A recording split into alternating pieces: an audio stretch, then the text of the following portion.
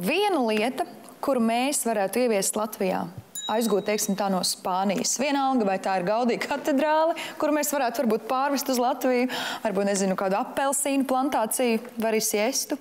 Jā, pie tā es varētu palikt, kad mēs varētu pulkstens vienos visus darbus likt pie malas. Un redz, piemēram, tiem Spāņiem, nekas jau viņiem nav sliktāks. Taču viss dzīvo, kā divreiz mazāk strādā, bet viss ir kārtībā. Viņi smaidīgi cilvēki, mēs par viņiem runājam.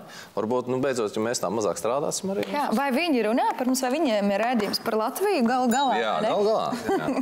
Nē, es gribētu, kā jau tu teici, ļoti liels attālums uz Spāniju.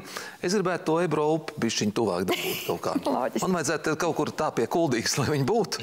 Ja, un tad, lai viņi tek kaut kur te Latvijā. Bet pie mums Daugavā arī ir izvilkts, ja nemaldos, ap 100 kg smags sams. Jā, nē, ir. Bet tomēr es būtu ar mieru labāk, lai būtu tomēr tā Ebro arī te. Tā kaut kā tā labāk. Jā, es novēlu tev, Gunti. Jā, bet no otras puses tad nesanākšu uz Spāniju braukt. Nē, lai paliek.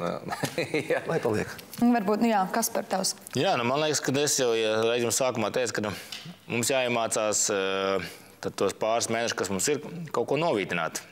Mēs jau būtu baigi priecīgs, ka tie zemnieki bišķiņ skaidrs, ka mēs nevaram pagarināt vasaru un laiks mums nevar būt tropisks. Bet zini, ko mēs citu darām? Mēs tagad saldējam.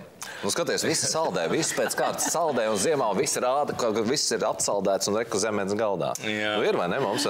Tas ir tāds, tā kā mēs apstādinājām gada laiku vienu uz noteiktu laiku, un tas ir forši no vienas puses. Protams, kad lai nevajadzētu visu arī cukurā iekšā un zaptēs un tādā veidā visu atstāt tikai desertiem, bet tagad vismaz jāņogas arī var pie gaļas likt klāt, ka viņas nav pa saldu.